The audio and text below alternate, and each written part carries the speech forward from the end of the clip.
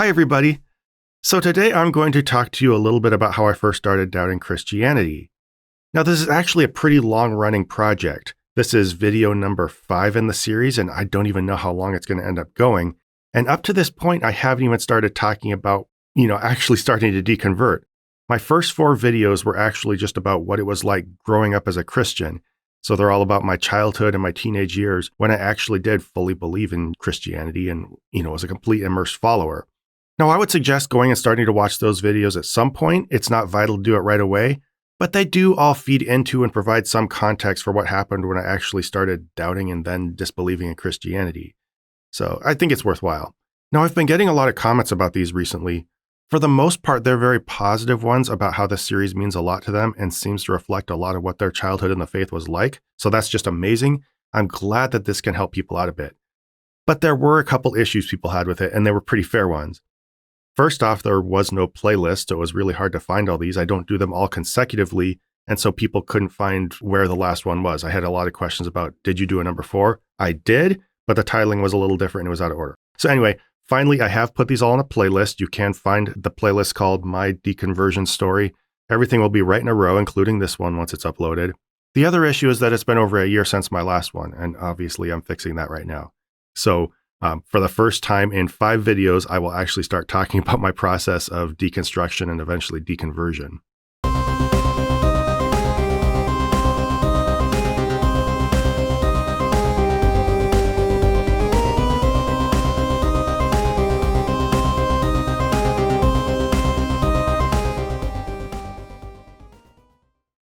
So there's a challenge in making a video like this, and that's in knowing where do you start. How do you put your finger on the moment when you first started doubting? Because it's kind of a long, gradual process, right? And that's what I used to tell people. I would just used to say that in some vague, homogenous way, my process of starting to doubt was just very slow and gradual. Yeah, it was really gradual with me to the point that I couldn't really tell when I started doubting. I doubted most when I was a Christian, and it wasn't in any one clear, defined way. It was kind of a death by 1,000 paper cuts thing, I guess, for a lack of a better word. There were all these little inklings that popped into my head, all these little doubts, and I didn't want to look at them. I shoved them to the back of my mind. So how do you trace a sequence of thought that you don't even want to look at, that the whole time you were pretending wasn't there? It's really hard to do. And so I think the process of me trying to hide my own doubts from myself as a Christian makes it a little obscure when I first started doubting. So that makes this a little tough. So this video is kind of my attempt at digging into that vagary, going back there and trying to look at what triggered my first thoughts of doubt in my mind. Once I did that, I think I found some things that were pretty meaningful. They spoke to me about why I first started to doubt, what I was going through when I first left my Christian school out into the world, and hopefully it means something to you as well. Now, I can pretty confidently say that when I was younger, I really didn't doubt much. I was a complete dyed-in-the-wool Christian. If I were to try to come up with a doubt that I first had, it was when I was pretty young and I had a friend over and I expressed some concern over the fact that, people can die unsaved without ever hearing about Jesus. And I said, I think that almost seems unfair. I was pretty tentative about it, but I remember specifically putting that almost in there. I didn't want to say God was unfair. My friend just said, oh, who can know God wouldn't, do anything like that without giving someone a chance. And so I just shrugged it off and went about my way being a Christian. Of course, I had some other issues that evangelical Christian children sometimes have. That includes trying to develop a relationship with God or feel a connection with God and feeling like you're kind of a counterfeit Christian because you don't know how to do that or know how to feel exactly like you're saved and what that means. But that was kind of typical stuff, at least depending on your personality. I don't think that actually really represented a doubt in God or anything like that. But when it comes down to it, if I tried to look at doubts in my childhood, I would really be fishing hard for something that wasn't there. Now, when this all started to change, and of course this is going to be no surprise to anybody at all, is when I first started going to college. But even then, it's hard to tell when at college I started to doubt or what there made me start to doubt. I never had the big evil atheist professor moment. No Professor Radisson ever walked into my room and demanded that I write God is dead on a piece of paper. That's just stupid, obviously, for one thing, and it's purely fictional.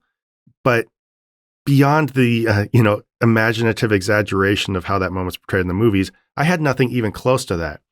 there were very few, if any, times that there was any direct challenge to my faith. So it's hard to even know when I was starting to doubt when I was out in the world being challenged by all these, secular ideas and stuff like that outside Christian school. One tangible memory I have is just sitting in a class. I think I remember kind of either being slouched or leaning forward in my chair and just having this really sick feeling in the pit of my stomach. I can't even remember what the professor in that class was talking about or honestly what class it was.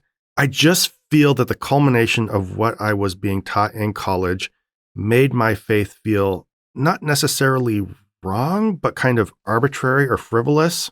I think I remember vaguely feeling that some things challenged my faith in some way, and I was able to kind of compartmentalize them and shove them to the side, like any good Christian kid would. But in that moment, I just remember sitting there thinking, what am I doing here? Why am I trying to fight like this? What inside me makes me resist all this knowledge? And what does that say about what I've been taught in Christian school? I would still go on to believe for over 20 years, or about roughly 20 years. Nothing really super substantial changed, but I feel like this was the first seed that got in there and made me start to wonder. It shifted my thinking, and I don't know how much it eventually fed into my eventual atheism, but there was a shift there, and I feel like it had something to do with it. At the very least, this was the beginning of a form of deconstruction, even if it was one I kicked and screamed against and tried to tell myself I wasn't doing. But for the most part, again, there were very few, if any, direct challenges to my faith. And I'm going to go into that more later. A lot of this video will be about those indirect challenges, what they did to my mind, what I tried to do with them, and what initial doubt looks like when you're faced with actual outside information from the world versus this fictional, hyperbolic, just really highly exaggerated confrontation with atheists who want to just tear you down. Because the actual narrative of what happens when you leave the nest and go out into the world as a Christian is a lot different than what Christians prepare you for. I'm going to go into all that later. First, I want to go into a couple more clear examples of encounters with professors in my early years that had a bit of an impact on me. Now, first, I guess I should tell you about the closest thing I actually did have to an atheist professor, which was this guy who taught an anthropology class I had my freshman year. I think it was my first semester. So, right off the bat, here we are. He was Dr. Langdon. Fun fact, he's actually the father of Trajan Langdon, who's a star guard at Duke and played in the NBA for a while, and I guess is now actually president of operations for the Detroit Pistons. So, interesting things you find out when you look up stuff for this video, right? So what made him my atheist professor? Well, he didn't demand that we disavow God. He didn't say he didn't believe God exists, but he was pretty upfront about the natural history of religions in a way that felt a little brash to me. So I took it as a little bit of an attack on my faith. I don't even think he talked about Christianity that much. The class didn't call for it, but he did kind of jab at religion. I'm not going to lie about that. They were sideways and occasional jabs, but he made it a little clear, I think, where he was coming from. So I did think it was reasonable for me back then to feel a little belittled as a Christian student. I'm not going to lie, not all professors are perfect. The idea of an atheist professor isn't complete fiction. It's just not as direct, I think, as most people think. So the fact that this, I think in all my history as a college student, that this was the closest thing I had to a direct atheist professor, I probably had some that were close, shows you a little bit that this whole thing of people directly attacking your faith, telling you not to be a Christian, is fairly fictional, or at least a lot more rare than you would think. Other people have had different colleges experiences than I have. Tell me in the comments, I guess. But I think, I don't know, it's not what they teach you to expect. And honestly, I don't know how much he was being offensive and how much I just took exception to natural explanations that he was supposed to teach as an anthropology professor. A lot of the time, he might have just been doing his job, even if I think he'd had a little bit of an attitude about it. The biggest thing I remember directly was a multiple choice question we had on a test. And one of the options was the walls of Jericho did indeed fall, but it was because of an earthquake or something and not because of God. So that directly challenged the Bible story, I guess. I'm not even sure if that's true, but I remember that being on a test. But there's a moment I have a much more vivid memory of, and something that affected me and stuck with me on a much deeper level, I think. It's something that on paper sounds small, almost to the point of being ridiculous. But yeah, it really did get to me. And that was that I was taking an English class. It was a survey of Western literature class, and it was with a professor who was my favorite. I was recommended to him by my counselor and ended up really liking him. And I took, I think, all my English classes at that school from him, except one writing class that I had to take from somebody else, I guess. We were reading some passages out of Genesis in our textbook, and he was asked a question about, I think, what he would do if he died and found that God exists and was standing at the gates of heaven. You know, appropriate questions to ask your professor when you just happen to be reading something out of Genesis, a whole other story there.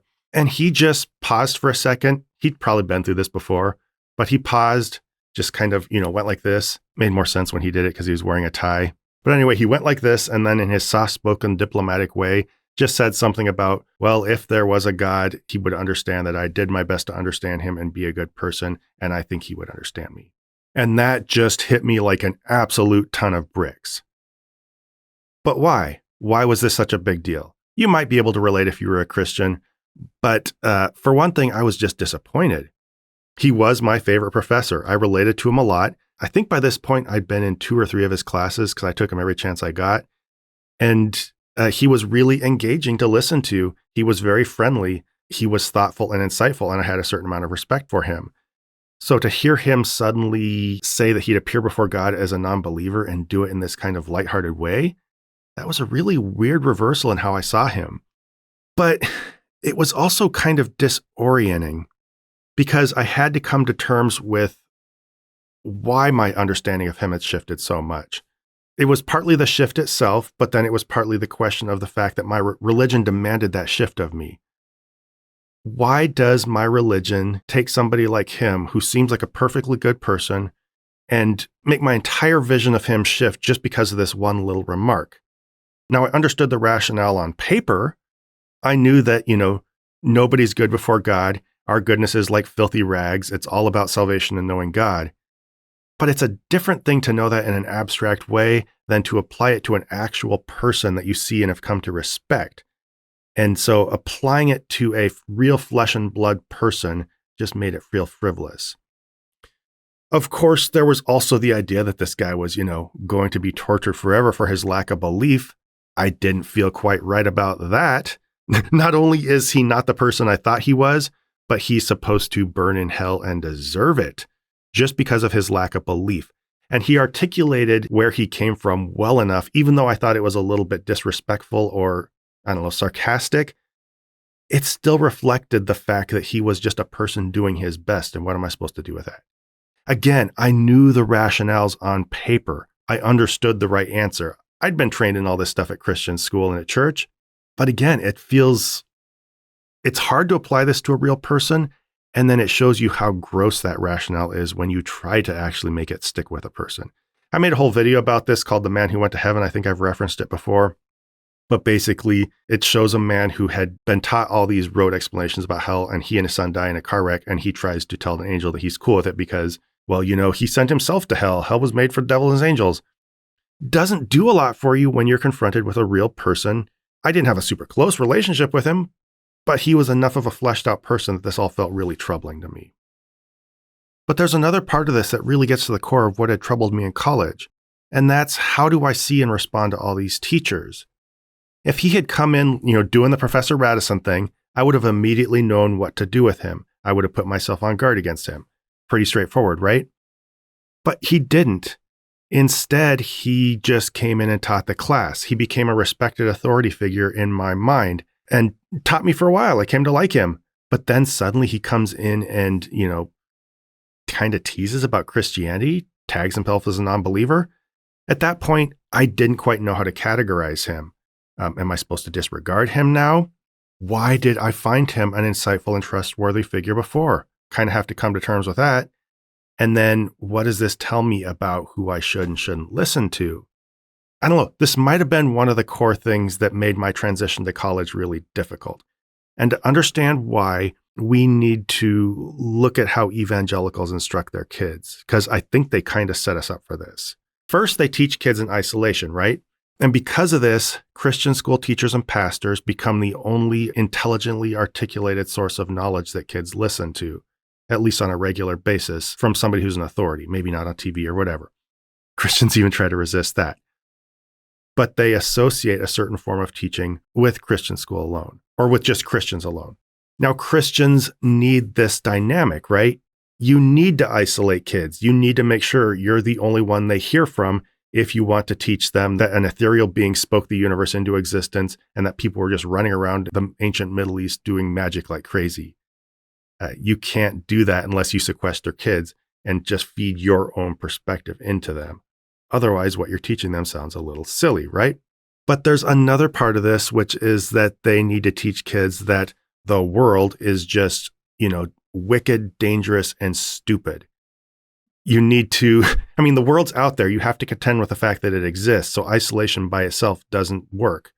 You need to pull them aside and say, here, sit and listen to this. But by the way, all those people that are out there, they just resist God. They're in rebellion.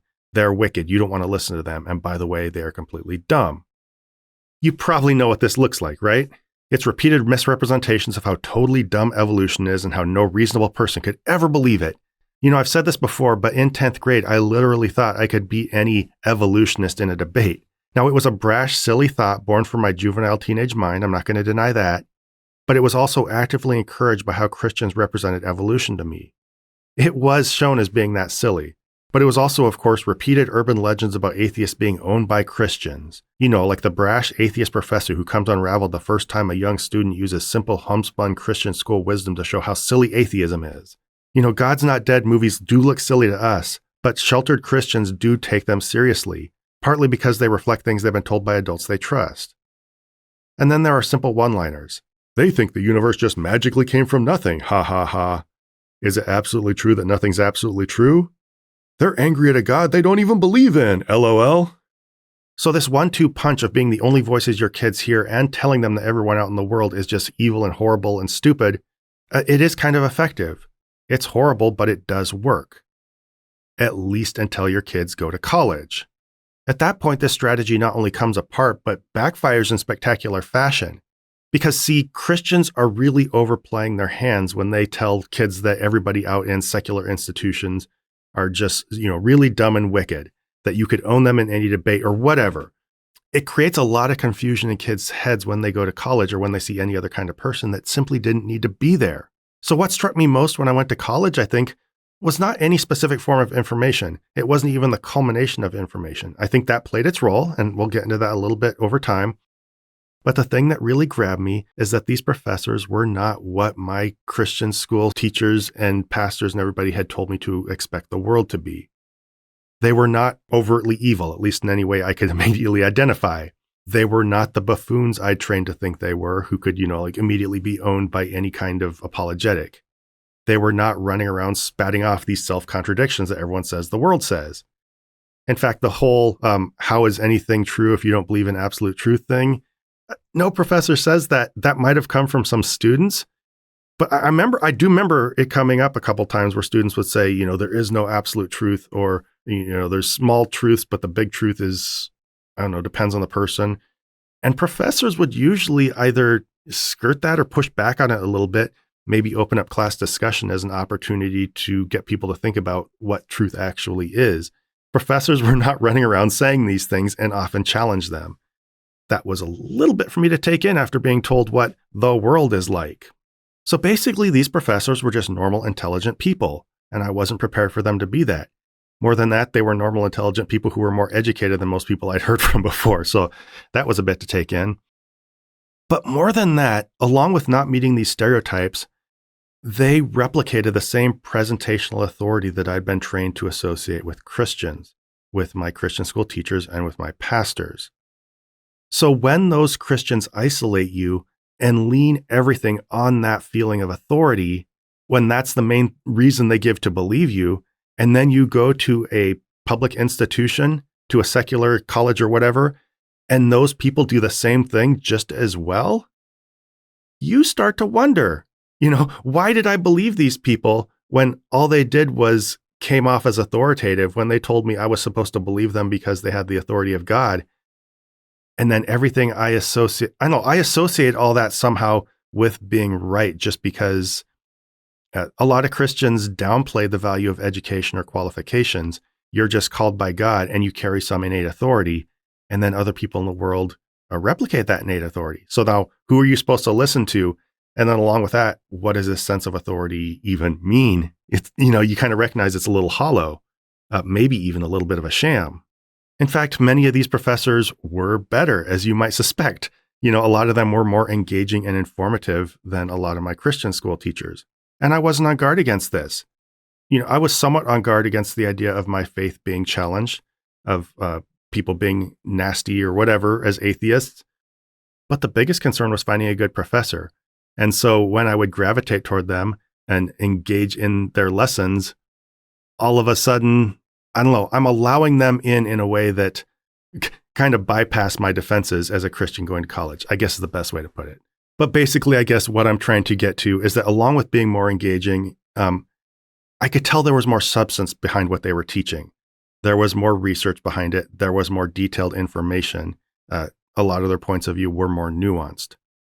I didn't get all of what was behind it. I didn't gather the entire substance. But even as an 18-year-old sitting in a classroom for the first time in college, you do have some feel that there's a little bit more to this.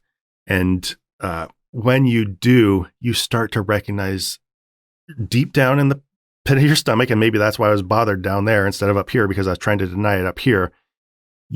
It starts to make what you learned in Christian school and just in church in general feel just a little blunt or empty, almost a little bit like a bluff. You don't openly acknowledge that, but you can feel the weight of the information that's here that was not here.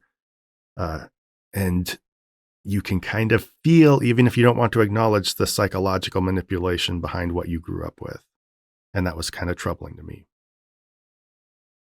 Now, this is where I want to get into something that I'd mentioned earlier, and I want to dig into a little bit more here, which was that none of this was a direct attack on my faith, or at least very, very little of it was, if any. That actually would have been very simple. That's what I'd been trained to expect, and it's something I could have very easily set myself into opposition against. I remember once, it was early when I was in college, and this guy at church approached me and told me something along the lines of, there's going to be a lot of stuff in college that you don't believe or that opposes your faith, and you just have to give them the right answer on your test. You have to tell them what they want to hear, but keep believing the right thing inside. And, I don't mean any offense to this guy. He was a really nice guy, or at least he seemed that way to me. I had known him almost all my life. His wife had been my kindergarten teacher. My brother had literally been born at his house because we weren't able to get to a hospital on time. So anyway, good guy, but sometimes good people tell you bad things because they just don't understand what they're talking about, I guess, maybe. In this case, he was giving me advice that was basically just about entirely useless to me because I almost never ran into the scenario he was describing, like maybe once or twice in a really weird class. For the most part, I was just facing this influx of knowledge from people who may or may not have been Christians and just didn't let it impact what they were teaching. They had a job to do. They had a specific amount of information they had to convey to me. And if some of it was different than what my religion taught me, then, well, that just happens from time to time. You teach enough things about enough topics, and some of it is going to contradict people's doctrine. It's purely incidental. You can't avoid it. So instead of being directly attacked, for the most part, my beliefs were just kind of steadily chipped away at in all these little tiny ways over time. And I could more or less adapt to this. I could usually come up with some kind of apologetic to explain things away, just shove a doubt to the back of my mind, or maybe change some little inconsequential aspect of Christianity as I believed it to accommodate something new. So there were ways to work with it, and usually involved some combination of all three. But the problem is it's very hard to dig in and entrench yourself against this. You don't always see these things coming. It's kind of this ongoing guerrilla warfare against your faith. You're learning one thing here, one thing there, and you can't always tell friend from foe. So as you're busy doing the actual business of, learning, you're constantly facing all these little questions. Does this thing I learned in biology even have anything to do with my faith? Did my anthropology class just challenge an essential part of my faith, or just an incidental teaching I can let go of? If I accept what I learned in astronomy, am I altering an actual tenet of what I believe, or just correcting something taught to me by specific Christians who happen to be wrong? Being this on guard against everything I was being taught became just exhausting.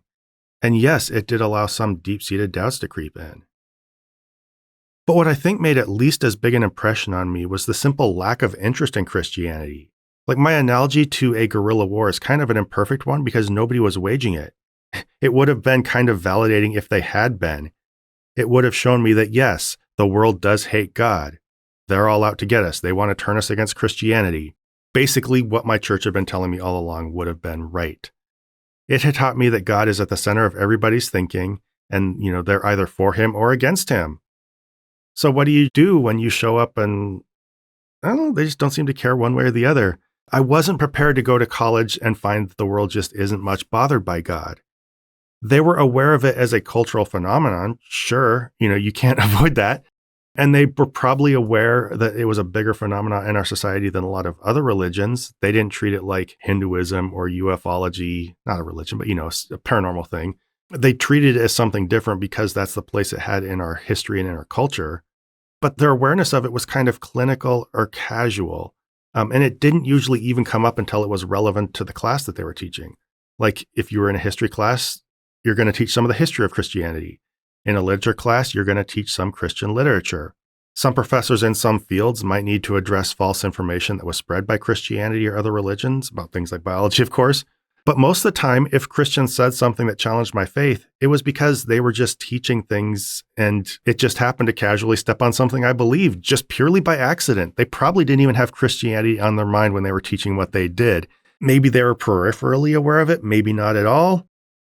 But they were just doing their jobs. It was kind of like what I'd said about evolution before. I've said this at least a couple times. Evolutionists don't show up to work because they hate God and they want to teach evolution in order to disprove him and, act out of rebellion or something. He probably barely crosses their mind and they're just going to work being biologists. That was what's happening at my college. People were just teaching what they needed to teach and Christianity was just there. They could step on it, accidentally, or they could just have to contend with it as a social force.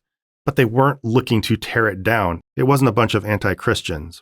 In fact, usually when Christianity came up, it was because Christian students would bring it up. Like there was that time in my English class, we're just reading Genesis and some student starts asking the professor what he'd do if he showed up and God was there. Really socially appropriate, right? And he just tried to diplomatically sidestep it. He wasn't really there to fight that fight. I had something similar happen in a history class. The professor was just showing us slides of, I think, an ancient burial site or something like that. And this student raised his hand and started asking, how did we get from that really rudimentary form of religion to the Apostle Paul and all his teachings and to Jesus and the spread of Christianity? How could you get from this little thing to all this stuff? And I think he was trying to imply that you couldn't get there unless it was a miracle or God was really real or something. The professor just, I think, maybe gave some rudimentary answers. I don't remember exactly for sure. But mainly she said, that's a whole other complicated part of history that we're not learning here and we need to stay on task. I think the guy tried to push it. She got a little bit more irritated. And then she just said, look, we need to continue with our lesson. But, she wasn't trying to pick a fight. It was the Christian who did it. She was just trying to teach her material. He took offense because, I don't know if he took offense, but I think something maybe in what she was teaching sounded a little naturalistic to him. Or maybe he just saw an inroads there that he could take. Now, situations like that did make an impression on me. Like I wanted to be on that guy's side and, I believed what he did and I wanted to root for him. But I could also tell he was just being really annoying. This professor's just trying to teach her lesson and he just won't let go of this argument. And why are you even bringing this up anyway? I found it off-putting and I don't know. It kind of shifted the whole schema in my mind of atheists being the bad guys and trying to attack Christianity. And starting to recognize that these are just people trying to teach and maybe sometimes Christians are the ones making trouble. Now, I'm not going to try to sit here and tell you that the Christians were always the instigators and atheists and secular people never were. There were some who were pretty inappropriate. I took something called human relations classes at the other school I went to. That's a whole other story for another time. It could get a little bit wild. Some could get a little more opinionated, but it wasn't close to the universal thing I'd been taught to expect in terms of them all trying to attack our faith. But overall, this did shake up my sense of who the aggressors were and why Christianity ended up in arguments with the world. And I guess I want to a little more systematically go over a few questions it brought to my mind, just in case that's helpful. Was this all just because the world was out to get us? Or did we just take exception to too much of what actual academia taught? Had my religion staked out all this territory, made all these claims about things I didn't know the first thing about, and did we just feel picked on because a lot of actual knowledge contradicted it? How often were we the ones picking fights? And when progressives got aggressive, how much of it was because they were just sick and tired of us picking on other people, like, say the LGBTQ community or something? More troubling was what I found going on inside myself when I was sitting in those classrooms. Why did I feel so threatened by new information? Why was I constantly sorting evidently credible instruction to make sure it aligned with whatever I'd been taught by a specific group of people at a tiny little church? Why had I even believed what the people at that church taught me except that they were the first to teach me? And why did I so badly want to continue believing in it except for the fact that I had an emotional investment in doing so? Why did I make the excuses I did for what I believed? And why did I shove so many doubts and questions to the back of my mind? Like, why did that have to happen? I didn't explicitly ask myself these questions, but I think they do represent troubling thoughts that were swirling through my head. And it was a lot. I guess what this all boils down to is that I just got a sense of how small my religion is. Like, for one, it didn't come off as that super smart next to what I was learning in college, but also everybody in the world just isn't that fixated on it. It's just kind of there. Everyone doesn't live their lives being for or against it in some really active way. And as they're teaching what they need to teach, sometimes they just debunk parts of it by accident. And what makes your religion feel more inconsequential than a bunch of people not being bothered by it and also just like contradicting it incidentally without even trying? So I guess that's what was going through my head when I first started to doubt. So that covers my first 2 years of college. Like I said, in these first 2 years, I went to school up here near my home and then would eventually go to school out of state after that. 2 very different experiences. So I guess to round this out, I should mention something I haven't talked about a lot, which was what my Christian experience was like during this time.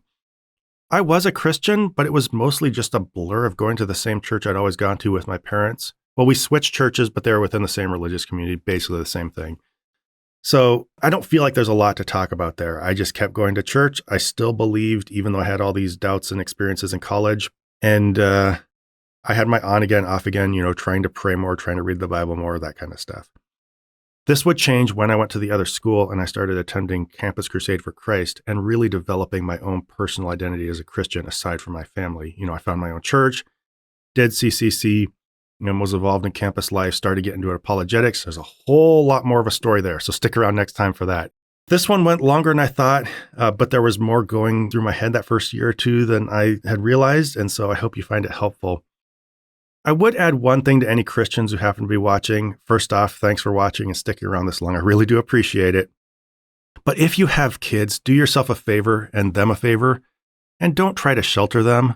Don't sell them on the idea that the world is more anti-Christian than it is. You might even believe that, but I assure you it's not. I mean, here I am with this channel, but I'm a very niche thing. The world's not all against Christianity, and it's not all as stupid as you might think it is. Colleges probably aren't what you think they are. So don't pretend to your kids, pretend's the wrong word, but don't convey to your kids that atheists and progressives are morons who can be owned, that they're somehow malicious, that they're out to get your kids, to steal them away from Christianity. When you do this, again, it's a shitty thing to do, but it works in a specific environment, but it really backfires when you send them away. I do want to say, I'm not speaking about my parents when I say any of this. My parents were dutiful Christians and they brought me up in the way that they thought they should have. But most of these perceptions did not come from them. It came from other people in my Christian school. My parents, I think, were considered some of the more chill Christians at our church, and a lot of the other kids liked them, I learned later on. Anyway, whole other thing. When you tell your kids this stuff, it makes you sound a little like a liar, or at least very uninformed when they go and discover that the world isn't at all what they thought it would be.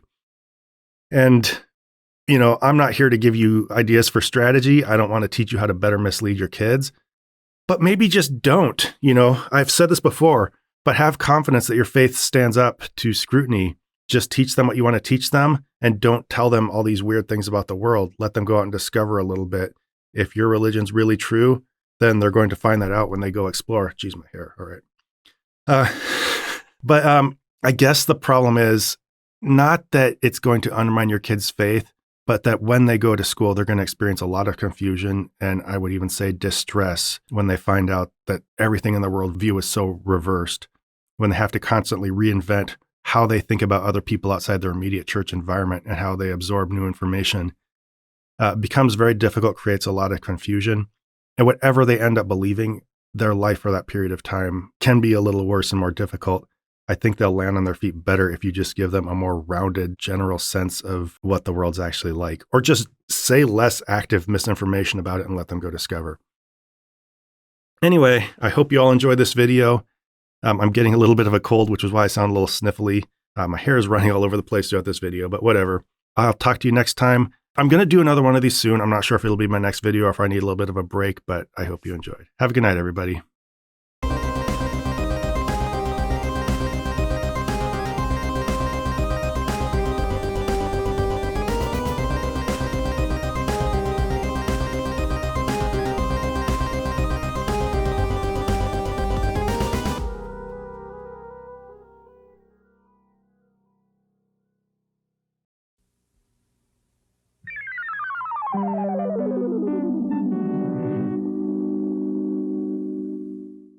This program was made possible by a grant from John Adams, Bob Generic, Maggie Danger, S.R. Foxley, Daniel Bostedt, Dark Side of Delight Productions, Magnus Holmgren, and Q, and by the generous support of viewers like you.